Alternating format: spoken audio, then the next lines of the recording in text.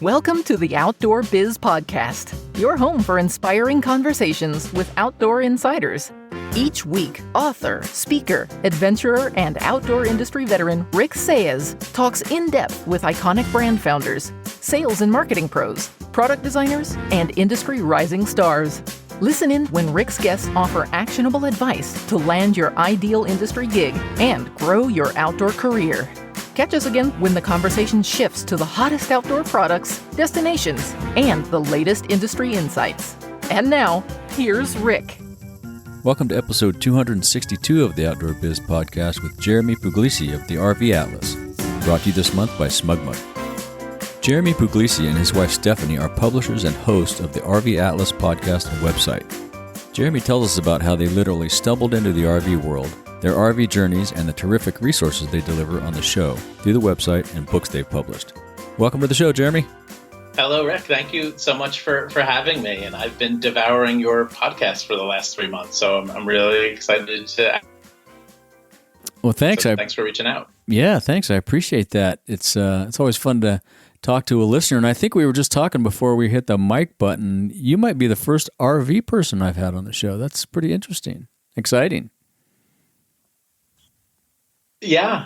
I mean, we did tent camp and we cabin camp. We do a little bit of everything, but my career really very much is in the RV space. And I'm also interested in the overlap because so many tent campers become RV owners. So it's kind of an interesting relationship between those two worlds. Yeah, it definitely is. Let's start with, what was your inspiration for all the road tripping you and your wife did before the RV business got started? I was looking on your website. It looks like you guys went on a bunch of great trips before you had kids too, I guess. Yeah, I mean, we were high school sweethearts, and we just, I don't know how it started, but we loved road trips from day one. Mm-hmm. And I remember calling my wife's, my girlfriend at the time, I remember calling her father and asking permission to take her to New Orleans for Jazz Fest with her sister. Okay. And I was kind of scared to death, but actually picked up the phone and called him and said, "Hey, we want to go to Jazz Fest, and can your daughter come with me?" And both your daughters. And I was shocked that he said yes. And we did cross country trips. We did a lot of surf trips at that time to Cape Hatteras. So traveling by car was really always the way we loved to travel. We really rarely got on a plane. And so when we got married, we continued doing that. And then we had twin boys eventually. And the first year of having twins was really, really difficult, to be honest. And I think after about 8 or 9 months, we both felt so cooped up and we're just really, really wanting to get out on the road, to do a road trip. So when the boys were about maybe 9 months or 10 months, we drove from New Jersey to Asheville to visit her parents, which is about an 11-hour drive. And you did it all in one shot? One or the other of my... Yeah, we did it all in one shot. Wow. But one or the other of my sons was crying the entire way. I mean, it was sort of torture. And then, we stayed in the in-laws' house and they were very welcoming and everything, but it just wasn't easy not having our own space with little kids. Mm-hmm. So soon after, we just got the idea really kind of randomly out of nowhere to get a pop-up camper. And that we were going to start taking the kids camping, get out of the house, get some fresh air again. My wife always said, look, if I'm going to deal with kids crying or a temper tantrum, I might as well do it somewhere beautiful in the great outdoors. That's good. And we really made uneducated purchase. I mean, we bought a brand new pop-up camper. We paid too much. It wasn't really the right thing for our family. And we've always said it's like the best decision and worst decision of our lives. It was the worst decision because we totally bought an RV that wasn't suitable for us and we spent too much. But it got us into the lifestyle, into the culture of camping. And, 10 years later, we both work in the outdoor industry, in the RV industry. And it's changed our family's lives. And we've just had incredible memories along the way. That's pretty interesting. Did you have any occupations that were related to camping or RVs? Or did you camp as kids when you were growing up? We both were teachers. Okay. Stephanie, my wife, camped. Her father was, Boy Scout when he was younger, a real outdoorsman. So they did, did a tent camping or two trip a year to like Assateague Island State Park. And I camped very little as a kid. So it wasn't something that we really did a lot beforehand, but we were both teachers, and we both had the summers off. So travel was always a real live possibility for us. And, we stumbled upon this idea of buying an RV and just absolutely fell in love with the camping culture and taking our kids out to the campground, getting out into the great outdoors with them. Right. That's perfect. Yeah. So your road trips, when you guys were teaching, did you write about the road trips, or was the writing inspired by your RV trips? So we were both humanities people in our background, so we both loved to write. Okay. And then when we started the RV trips, we started a blog called The Lively Little Campers, which is really where all this, the origin for all this for us. We started this blog, and we would go on our weekend trips or our week-long trips. I'd snap some, pretty bad photos back then. And one of us would write a blog post, just kind of documenting the trip, because we were having all kinds of kind of wild, crazy, fun adventures with the kids. We were hiking with them in Acadia National Park and stuff like that. Right. And what happened was we started the blog. It was like a WordPress blog. This is over a decade ago. And the idea was that our friends could read it, family could read it, we would read it. But after a year or two, we kind of realized we had some traffic, and there was people reading this blog. We were getting 500, 1,000 people reading the blog posts. And we started to take that more seriously, that maybe writing about our RV trips is something we could do as like a side hustle or something we could do for fun. Right. So at that point, we started to reach out to some companies. And Jayco, the RV company Jayco, was, I think, the first company that ever responded to one of our emails. And we started writing for their blog. And it really, really spiraled from there. It's been quite an adventure since then. Yeah, you guys are so it started with a little blog. Yeah, I was going to say, you're very prolific, and you've got a lot of good info on there too. Well, that was 10 years ago. So it was just a little family travel blog. And a decade later, we've published 3 books. We have a podcast with 3.5 million downloads. Wow. Published broadly in print and digital. And we both are making our careers in this space, and I don't sit back and think about it that much, but it really has been a wild ride. And the leap from the blog to the podcast was really pivotal in our journey. And I know that might be kind of something that interests you also as a podcaster. Yeah. Why do you think that was? So we were starting to, we both loved writing, so we got into the blogging. Then we started to sort of monetize the blogging for other companies. So we were writing for Progressive Insurance, Jake, Good Sam. We started to have a small roster of clients for blogging. And I always tell people starting out that, everybody should have a blog and a website, but blogging's not a great way to make a living or make money. But we loved podcasting as well. My wife and I both to this day listen to tons of podcasts. So very organically, our blog, we're like, we got to do a podcast just because we love podcasting. There wasn't necessarily a thought of monetizing it or making a professional or a source of income. We really started it for fun. I mean, we sat at the dining room table at night with the Yeti microphone and a laptop and started to tell a lot of the same stories that we were telling in the blog posts. Okay. And we loved it, and we stuck with it, and we put out that show every week, and we saw the audience grow and grow and grow. And after about a year, we decided to reach out to some of those writing clients and say, hey, we have a podcast, we have an audience, we have numbers we can show you. You want to jump on board and actually sponsor the podcast. And that's really how we got some of the first sponsors for the show to kind of take that leap of faith with us. Because we had been writing for them. There was a relationship of trust, and we knew these people. I tell people that are seeking out sponsor relationships or trying to find clients, you're not sponsored by a company, you're sponsored by people that work at a company. Yep. So to me, we were never sponsored by Cabela's. We were sponsored by Amanda at Cabela's. Right. So we had those relationships, with all of these different companies, and a bunch of them took that leap of faith and became podcast sponsors after the first year. And that's when it became sort of apparent to us that there was a business here. There was a business model. Right. And then soon after that, we got an email from someone at Penguin Random House asking us if we wanted to do the Idiot's Guide to RV Vacations. And we honestly thought it was like a prank email. I remember Googling the name of the. We're like, really, us? So we said, sure. Let's write a book. So we wrote the book. We finished that manuscript, and I'll never forget my wife coming to me saying, "Look, I've got to quit teaching, or we've got to stop doing all of this." This side hustle is becoming very time consuming, right. and we are doing well with it, but it's time for some hard decisions. And I either need to quit teaching, or we need to stop doing a podcast every week, right, and writing articles every week. That's a lot of work. Yeah. So she took that leap. So I was totally supportive. And frankly, I still had my teaching job with benefits. We have little kids. So she quit her K-12 teaching job and took over the RV Atlas and turned it into a viable family business over the course of 5 years. That's cool. And you guys are both doing it now, right? I mean, you quit your jobs.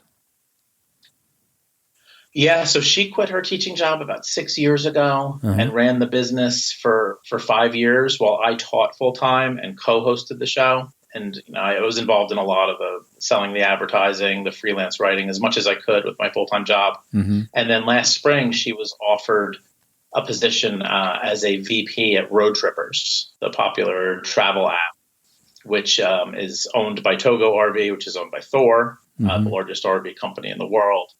And it was a real dream job for her, real security, great position, really in her wheelhouse because she loves content creation. Mm-hmm. She's not necessarily in love with the social influencer side of things, the social media side of things, the public side of things.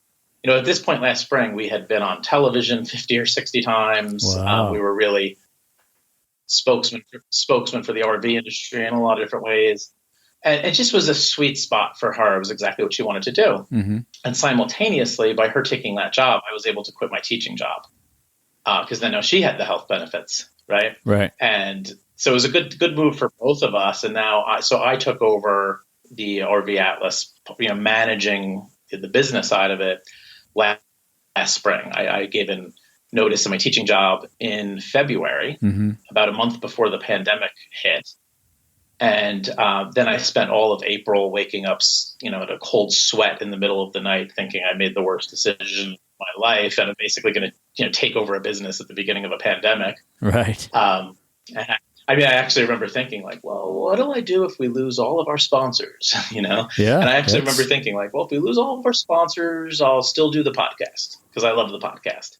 But those are the types of thoughts I was having. I can imagine. That was through March and April.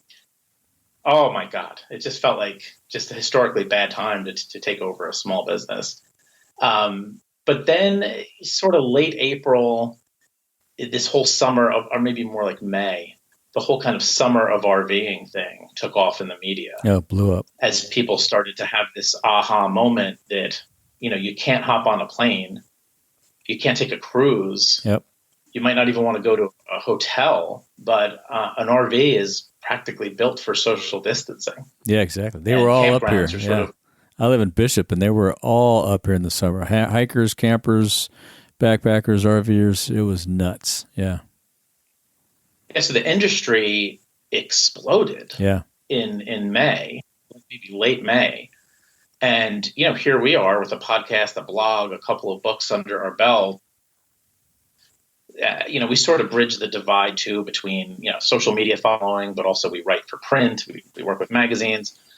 And I kid you not, my phone in May, June, and July into August was ringing off the hook. I can imagine. With interviews, different opportunities. I could really barely kind of keep up with it to some degree. And we had just published our second book on March 2nd. So on March 2nd, we published See You at the Campground. Wow. And to be brutally honest with you, it did pre-orders did really well. The first few weeks did really well. And then the book kind of died in the second half of March, first half of April. The sales just stopped. I mean, people weren't doing anything. You couldn't even get books on Amazon, if you remember. Yeah, that's right. Yeah. There were massive shipping delays because it was all essential items. And so so many awful things happening in the world. Woe is me, my poor little camping book isn't doing well. Right. But it was, we had put so much time and effort and, poured our souls into this book. Yeah. And I literally remember thinking, we're going to have to relaunch this book next year. Mm-hmm. Like maybe next spring, we'll just sort of do the marketing and pretend it's a new book. Mm-hmm. But then again, when the kind of this summer of RVing picked up, and the Wall Street Journal's covering RVing, and all the channel, Fox News is covering RVing, then the book took off and did well again last summer. So that's amazing. It's a weird time because it's an awful time, in so many ways, but it is a good time for our industry in a sense. The industry is really growing and exploding. Yeah, it's. I think these downturns. It sounds sick to say, don't let a good pandemic go to waste, but don't let anything, downturn like that in business go to waste. It's a good time to start things and get going. So. Yeah, and it's been a good year for our business. I wish it never happened. I wish there was no pandemic. It might have been a great year for the RV industry anyway. The RV industry was heading in a really good direction. But, right. It's this amazing time to work in the outdoor space and to work in the the great outdoors. It really is fascinating, historical time. Yeah, it is. Yeah, you're right. We had, like I said, there was people up here. The trails were all busy and the parking lots were all overflowing, and everybody was freaking out about the poop everywhere. I remember that was a big deal this summer, and it was great to see people out. That was the cool thing. So yeah. Yeah, you had this. The RV industry in July and August saw something like 37%, almost 40% increases in sales. Yeah. So there was the flood of newbie RV owners and newbie campers, which I guess from a business perspective is great, but certainly creates all kinds of other problems. And right. Campgrounds are filled to capacity. The infrastructure for our state and national park campgrounds is poor to some degree. Hopefully, we'll see that change with the Great American Outdoors Act. Yeah, hopefully. That's the thing. The poor worker bees that were keep all these places functioning were just overwhelmed, and we got to do something. And these things haven't been repaired and maintained as well as they should be, so things are falling apart. So we have a lot of work to do there. But yeah, it's good that you're bringing attention to that. And there, there's that tension. There's that tension between the expert and the right. camper that's been camping for 20 years and that new person too. Right. And the people that have been, like I was talking with a buddy of mine this summer, they haven't built a new campground in California where I live in many, many years. It's interesting to think back on when the last time they put a new campground in, and the population has exploded. And people, even without a pandemic, people are packing these campgrounds in the summertime. So that's the other thing we need to do, is not only put money in to maintain these things, but build some more. I couldn't agree more. I really couldn't agree more.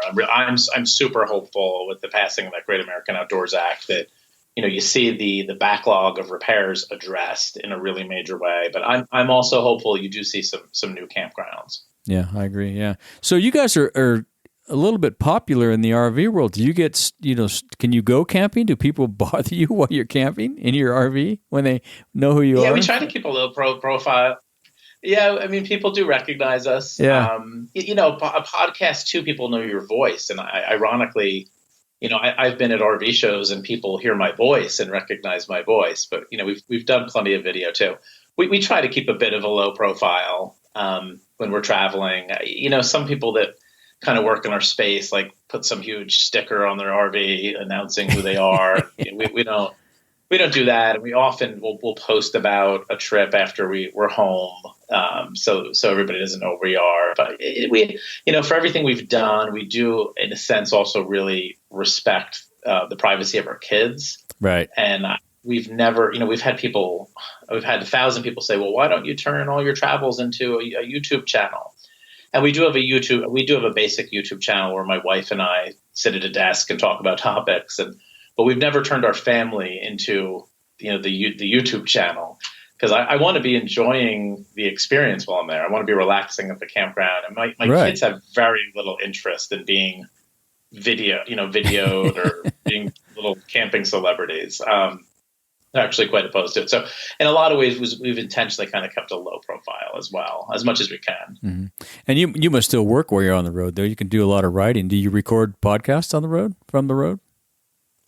So when 6 years ago, in the first couple years of the podcast, we would put the kids to bed and record the podcast in our RV bedroom. Gotcha. We did a 34-night trip to both sides of Great Smoky Mountain National Park. We ended up in Myrtle Beach, and we were doing the podcast in the RV. And we really very intentionally realized after that we didn't want to be doing that because we wanted to be sitting out at the campfire. Right. And you can just always come home and record the podcast. I think of the Wordsworth quote, emotion recollected in tranquility. This is something I love about podcasting, is that I can go out and have the experience without a video camera in my face or without taking thousands of pictures or whatever it might be. And then I can come home and create the content. Mm-hmm. And I think that's been really pivotal for our family because we've done television commercials for Go RVing. The kids we've done those projects. Mm-hmm. And I know as a fact that if we did too many of them, it would turn my kids against camping. Probably so. They want to go right. run around the campground. They don't want somebody filming them saying, "Hey, I need you to hike up that section of the mountain again." Right. No, you can't have that s'more you're holding yet. Not yet. Or have 10 s'mores while we film it. Yeah, right. So we've had those experiences, and I think we were smart enough to realize, that's not what we want to do. Is creating really serious, heavy video content while we're traveling. I like writing about it after the fact, podcasting about it after the fact. Yeah, that's smart. That makes a lot of sense, and you can do a better job of it too because you're not on the fly and you might not get interrupted. And you can have you can control the environment. Exactly, but then YouTube, there's a huge audience out there. People really can grow their brands on YouTube. So you can't do everything. That's another thing we've learned. You really can't be everywhere at once. Yeah, and sometimes too, I found this in a couple of adventures that I've done, tried to monetize. It's like then it takes the fun out of the adventure. I was doing a lot of photography for a while and really working hard at trying to sell it and not having much luck. And after a while, it turned me off on photography. I mean, I went about 2 years without even getting my camera out of the bag. So it kind of changes your feelings about the activity in some ways sometimes. 100%. And I was driving my kids crazy taking pictures for a while. And I sell my photos into the RV industry. It's a source of income. Sure. But what matters more to me is that my kids want to go hiking. Yeah. That really profoundly matters more. That if we're at Glacier National Park, I want this to be a joyful experience they're going to remember until the day they die. Right. And not like, oh my God, Dad was, driving us crazy taking pictures. Well, you're lucky they didn't put their foot down and said, nope, we're not hiking unless you leave the camera home. Or did they say that? It did. I eased off before it got to that point, but there were also very strong warnings from my wife. Like you need to get better at either like the photojournalistic style where you're, sort of off in the background, but you need to ease up on the photos. And she tends to be right about those things. Yeah, that's good advice. We're going to take a little break and give some love to our sponsor. I've heard from some of you photographers out there that you've always wanted to sell your photos online. Well, SmugMug makes it easy. With a few clicks, you can start selling prints and digital downloads right away. They handle everything from billing to shipping and work with some of the best labs in the world. Rick Say's Photography has been with SmugMug for over 20 years, and they've handled every transaction flawlessly. Go to theoutdoorbizpodcast.com/sellphotos and try it for free. To set up your account today, go to theoutdoorbizpodcast.com/sellphotos. And now, back to the show. So how many events did you attend a year back when we were having events? So we speak at RV shows every winter. This is the first winter in 6 years we haven't had a slate of RV shows. And I profoundly miss that. It's a great way to meet your audience, to get feedback from the people listening to the podcast. It's also a great source of, we sell our books at the RV shows. We get to see all the new RVs, Right. Like we speak at the RV shows, but then we also walk around and gather tons of content. Mm-hmm. So I think last winter I probably spoke at 10 RV shows and, this winter's 0, Yeah. So that's been a sad a sad part of the COVID year for us, for sure. And, really hoping to get back into the RV show circuit. We also speak sometimes at, conferences for the manufacturers. And sure, those are just great networking events. I mean, we love the people we work with. There's a lot of great people in the camping industry, in the RV industry, in the travel industry. And you get energy from those people, from seeing those people. I know that you know this too, right? Yeah. I think something we're all missing right now. And the Zoom calls are great, and the Zoom conferences are great. It's the best we can all do right now, but it just doesn't replace those real events. Not the same. Yeah. I've been going to the Outdoor Retailer Show and Ski Show for, I don't know, over 20 years, and it went away, right? They tried it virtually, and it's just not the same. And you're right. It's way better to do it in person. And those RV shows, gosh, they have them like every weekend. You could do one every weekend, couldn't you? They're all over the place. It's compressed into like 3 months. Okay. And so summertime. The RV show season's like January, February, March. Oh, that makes sense. When people aren't camping, that makes sense. Yeah, when people aren't camping, and when the dealer lots are slower, so then they do the big RV shows. But on certain weekends there'll be 30 RV shows. I can only speak at one of them, and my wife can only speak at one of them. Sometimes she's done one and I've done one. We've hired a babysitter. But yeah, we definitely missed that. This is the time of year where I would be at shows. Yeah. And the Tampa or the Florida RV Super Show is actually happening right now. And I hope that goes well for that. But I also personally, I'm not super interested in being at an RV show right now. No, during COVID. Yeah, I've been staying close to home too. I just don't feel comfortable with it. Yeah. It's interesting. One of the ideas I had for my show was to take it on the road and go around and talk to all these folks in their places of business and get an RV or get sponsored by Subaru or something, and never followed through on that. But that would be an interesting model to take. But it's a whole nother level of commitment, I think, as you've talked about and as you live every year, it sounds like. Yeah, I would love to podcast on the road more again, but just with 3 kids, it just became too much of a balancing act and too much stress. So now I love doing it in the studio after the kids are in bed or when they're at school or something like that. Right, that makes sense. Yeah. What are a couple of your favorite locations to visit? Do you have repeats? You must. Or do you we love Acadia National Park in Maine. Oh, okay, We've been going to Acadia since we were dating. Went to Acadia before we had kids and we were married. Cool. And now we've been, with the kids. And Go RVing actually, maybe 3 years ago, asked us to do a television commercial. Well, a video. They never know in advance if it's going to become a television commercial. Right. But they basically said, "Where do you guys want to go?" And we were like, "We're going to Acadia."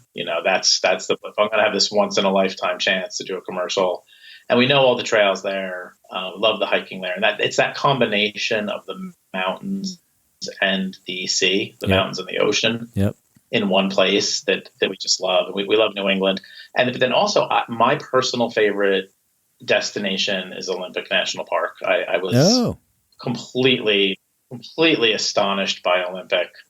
So many different ecosystems. There's the rainforest, there's the beach, you're hiking above snow-capped mountains. Mm-hmm. Seattle's not that far away. Mm-hmm. We did a 26-day trip to the Pacific Northwest, which I think till the day I die will probably be my favorite trip. And then I also always tell people that South Dakota is so underrated. I've heard that a lot. Yeah. Oh, tragically, so many people just hit it for a couple days on their way to Yellowstone. And we made the decision not to do that and to do an entire 2-week trip in South Dakota. And my boys still to this day talk about that South Dakota trip. So those were 3 favorites. Yeah. Is there anything on your bucket list? Yeah, you haven't been to? Oh, the bucket list is long, Rick. So last summer we were supposed to go to the Grand Canyon, and we canceled because we were going to fly and rent a motorhome. So that is definitely still on the bucket list. That's a beautiful spot. But this summer we have planned Yellowstone and the Grand Tetons. Lord willing, in August. Mm-hmm. We plan these trips. I try not to get too emotionally invested right now, but things are looking, hopeful. Yeah, they are. Yeah. So Yellowstone is definitely near the top, and then Yosemite would also be way up there for me. Well, you got to connect up when you come to Yosemite. That's in my backyard, so yeah. I would love to. It's a beautiful place, and there's a lot of other cool places around it to see, like there is everywhere. So, yeah. I do really want to take my boys on a California road trip. They've started surfing a little. Oh, cool. I'm a UC Irvine grad. Oh, okay. So I you think know a big that. big California road trips in our future too. Yeah, that'd be fun too. Yeah, the coast is beautiful. Yeah. How do you choose where to go? Do you choose based on the content you're trying to create, or the content comes out of where you end up going? It's worked both ways. There's definitely been times where we would get an assignment for a magazine and go to Cape Cod. You know, like, okay, we got a magazine assignment. Let's go to Cape Cod. Right. Have a magazine assignment. Let's go to Myrtle Beach. But my wife has really moved past that. And our oldest, we have twins that are in sixth grade. And she's starting to sort of count the summers before they're out of the house. Right. And she's like, I am doing my family bucket list. I don't care if there's an assignment attached to it or not. She's That's like, cool. I'm taking my kids to Yellowstone. So we've really tried in the last year or two to just travel to the places we're dreaming about traveling about and not have it be as attached to work. Yep. We're certainly going to come home and podcast about all those places. Right. But we're trying to create that separation where a vacation is a vacation and it's sacred, it's family time, and we can create the content, later. That makes sense. Yeah. Yeah. So when you go on your trips, does the podcast doesn't go dark? Do you have episodes in the can? Do you create all this content and then publish it, and then you go on the next trip and come back and create content and publish it? Is that the workflow? My wife is very disciplined, and we put all the episodes in the can. Gotcha. So before a big 2 or 3 week trip, we might record 8 episodes. Gotcha. Mm-hmm. And then the only work we're doing at that time is pulling out the computer and hitting publish. Right. So yeah, we pre-record. The podcast does not go dark in the summer. Yeah. No, I was going to say it couldn't. Yeah. Otherwise, you wouldn't have as many followers as you have. Yeah. No, that's and our sponsors and advertisers really want to be on in the summer months. I'll bet. That is definitely the RV and camping space. People want those spots on the podcast. Yep, definitely. Yeah. What other outdoor activities do you guys participate in, or what outdoor activities do you guys fish and all that kind of stuff when you go out? My kids love to fish. Yeah. I'm completely inept. I grew up in a fishing family. But I grew up surfing, and I grew up thinking that fishing wasn't cool, and I, to this day, really regret that. But I'm their assistant. There you go. Because they do love to fish, and I go with them and help them. We're a big hiking family. We were in Glacier 2 summers ago, and at the time, my 5-year-old hiked to Grinnell Glacier, 12 miles round trip. Wow. On his own 2 feet, without being picked up once. He might have been 6. So we're a big hiking family. I've done a lot of kayaking. Mm-hmm. We love SUPing. We're at the Jersey Shore here, so that's something we can do at home and when we travel. And then mountain biking is become our salvation this winter, this COVID year. As we've been sticking closer to home, it's like a cliche to discover cool things in your own backyard, right? Right. It's actually quite powerful. And as we've been sticking closer to home this year, I can't believe I'm 45 years old. I've gone my whole life not realizing we have awesome mountain biking all around us. And New Jersey is actually kind of a good mountain biking spot. Yeah, I've heard that. And we have great places 10 minutes from our house. Perfect. So our whole family went out and got Trek mountain bikes. We're amateurs, but we're joyful amateurs. And that's been something we've been doing all winter this winter. That's very cool. Yeah. Well, there's a lot of things. That means you carry a lot of gear with you when you go on the road. Your RVs? We do, and that's the benefit of the RV, right? Right. So we've had a toy hauler in the past. Yep. Where the back door drops down, yep. And I could bring 2 kayaks, a canoe, 5 bikes, right? And now we have a travel trailer that has a rear cargo door. Gotcha. And we have Yakima bike racks. So we do, we don't travel light with the 5 of us and the dog. Because we do want our bikes with us. We do want at least one SUP with us. Yeah, that makes sense. I've started to rent kayaks instead of hauling kayaks. I actually brought our 2 kayaks on an RV trip to Nova Scotia a couple of years ago and didn't use them one time. And since that point, I've learned you can always rent them if you want. But we bring a lot of gear with us. Yeah, you can always rent. That's true. Yeah. This next question, I'm going to let you decide. You can take it one of 2 ways. I always ask a suggestions and advice question, but you have a lot of content out there about suggestions and advice for folks wanting to get into RVing. Do you want to talk about if they want to get into podcasting? Yeah, I mean, I think I love podcasting. I do too. I wish that there were more great podcasts about the great outdoors and outdoor adventure. Glad you said that.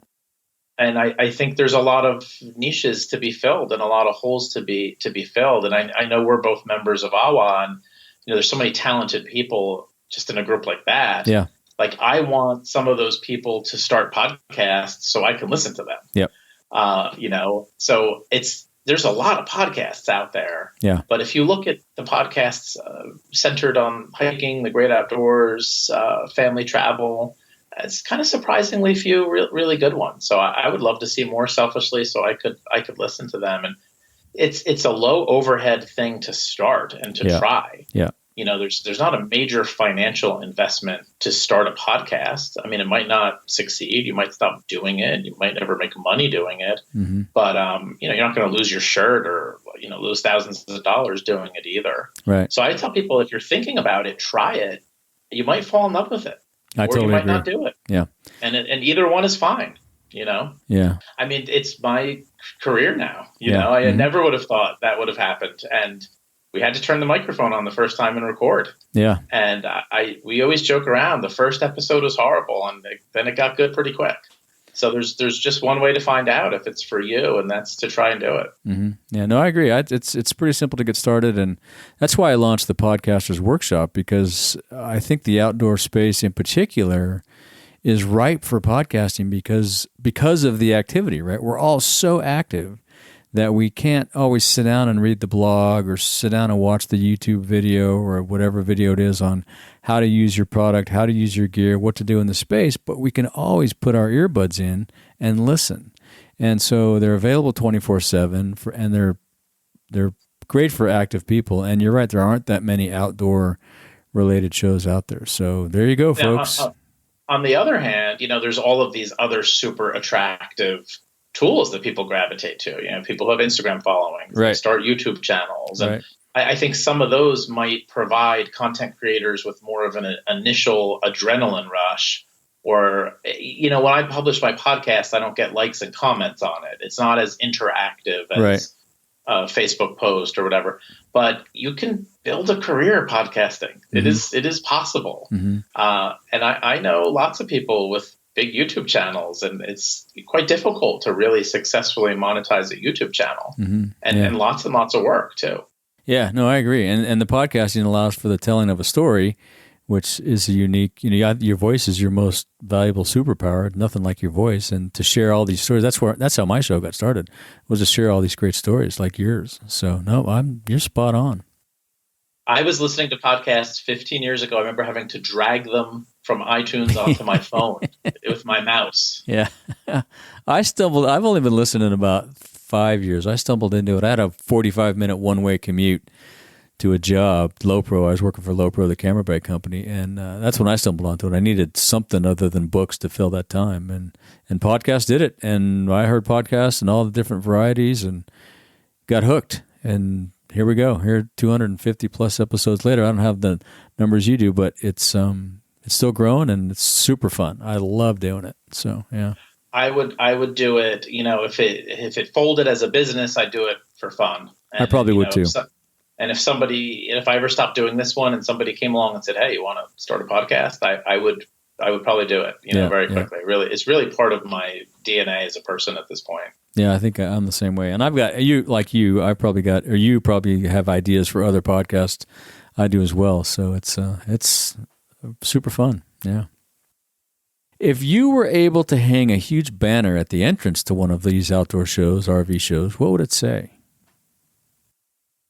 I would say, is it built to last? I'd ask a rhetorical question. I like it. Of everyone entering.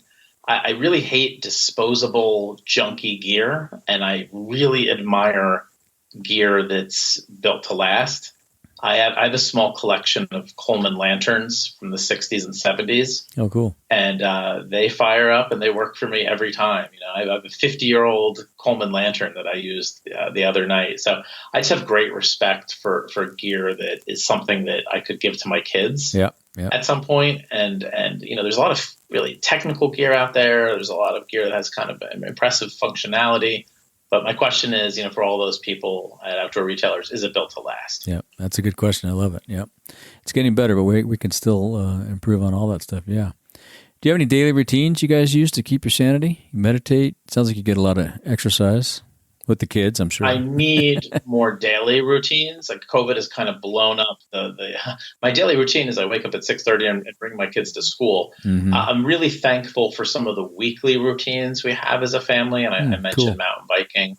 I would certainly probably benefit from some meditation and some stress relief or a daily walk. But certainly every weekend we really do an outdoor adventure with the kids for sure. That's perfect. Yeah, that's great. Do you have any favorite books or books you give as gifts? Yours? I give my book a lot, actually. I do. I give See You at the Campground as a gift. And we have another book coming out March 2nd, Where Should You Camp Next? Oh, cool. And that's I'll be giving that as gifts. But this year I read an incredible book called The Overground Railroad by an author named Candacy Taylor. And it's about the Green Book, the famous Green Book from the 50s and the 60s, which was a book that African-American travelers used to find safe places to eat, to get gas, to spend the night. And it's one of my 10 favorite books I've ever read. I've gifted it a few times. I'll probably continue to gift it. It's a really fascinating American road trip book, but also on a personal level, I think I had, in the course of my life, really misunderstood racism in the North, and kind of naively thought, racism was a problem the South had, and we were the abolitionists, and this book really illuminated some unpleasant aspects of our history about systematized racism in the North and how that worked and how that's still playing out today. But then it's also just a great road trip book. I mean, people got into their cars then, they were scared for their lives. Yeah, I can't imagine. If they were driving from the South to New York City, and this Green Book was incredibly, incredibly valuable to African-American travelers at that time. So she documents the history of the Green Book. Oh, that's cool. We'll link to that in the show notes. I'll have to pick that up. Sounds super interesting. Yeah, I'm not as educated as I should be on those things either, so it'd be good to get more educated and learn all we can on that aspect of it, because it's a horrible, horrible time in our history. Yeah, the book, too, has really great photographs. I mean, the author traveled a lot of these routes and stopped at a lot of the Green Book destinations, some of which still exist.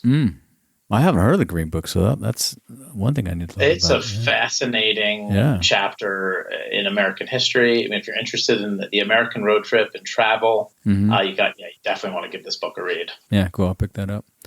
What's your favorite piece of outdoor gear that you purchased under $100? Do you have one?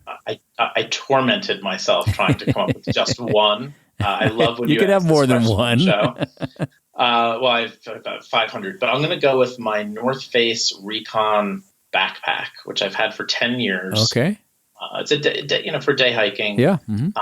I have had it in the Pacific Northwest in Glacier, and I checked the price to make sure it was still under $100 because it was when I bought it 10 years ago, and it was like $99 still. Cool. And again, just that appreciation for something that's built to last. And this backpack is like brand new still after 10 years of abusing it. That's a good one. Yep, I like that. I remember was I at Jansport 10 years ago? I might have been. We were working in the same building as the North Face. I remember going head to head with those guys with those backpacks. Pretty cool. Pretty fun stuff. Yeah, I mean, I don't buy a lot of North Face in other departments, but if this backpack ever goes, I'll be buying another one. There you go. Yep, that's good. Yep.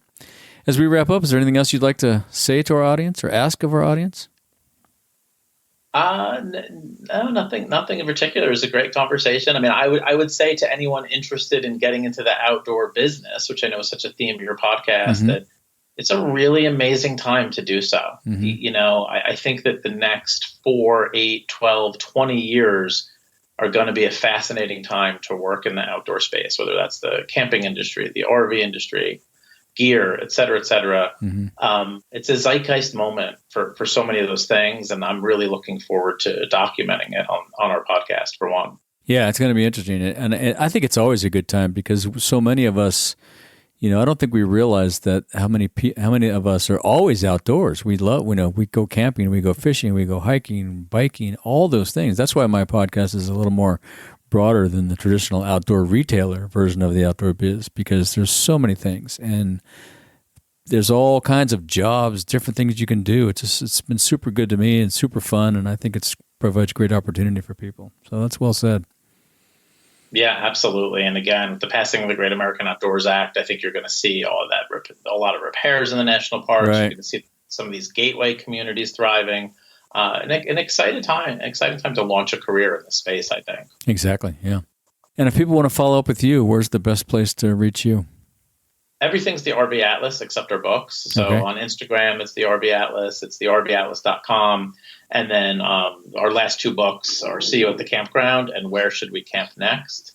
And Where Should We Camp Next is going to be stocked in 130 Costco stores starting February 22nd. So if you've got a Costco nearby, go grab a copy of Where Should We Camp Next. Perfect. Well, we'll link to that in the show notes. Well, it's been great catching up, Jeremy. I look forward to meeting you in a campground one day.